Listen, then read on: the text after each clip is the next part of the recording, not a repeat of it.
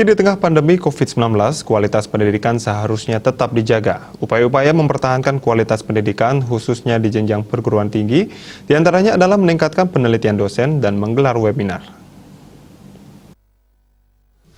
Meningkatkan kualitas pendidikan melalui peningkatan mutu dosen wajib dilakukan meski di tengah pandemi COVID-19.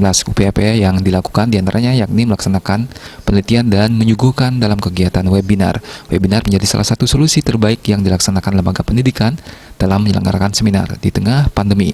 Webinar dilaksanakan sebagai upaya menekan penyebaran COVID-19 agar tidak terjadi kerumunan. Selain itu, pelaksanaan webinar ini juga dinilai lebih efektif dan menekan pengeluaran. Hal tersebut diungkapkan oleh akademisi yang juga Kepala Lembaga Penelitian Universitas Warmadewa, Profesor Imade Suwitro. Untuk meningkatkan kinerja terutama di bidang penelitian.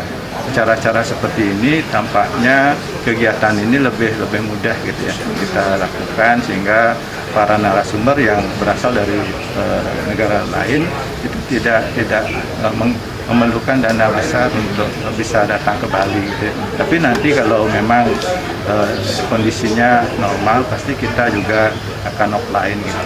Sehingga sektor pendidikan harus tetap berjalan dengan optimal meski di tengah berbagai keterbatasan sebagai dampak pandemi COVID-19. Agar pandemi dapat segera berakhir, masyarakat selalu diingatkan disiplin menerapkan protokol kesehatan COVID-19 secara ketat. Dengan demikian, tingkat penularan turun dan upaya-upaya pemulihan segala sektor termasuk sektor pendidikan dapat kembali pulih. Desa Aryani, Bali TV.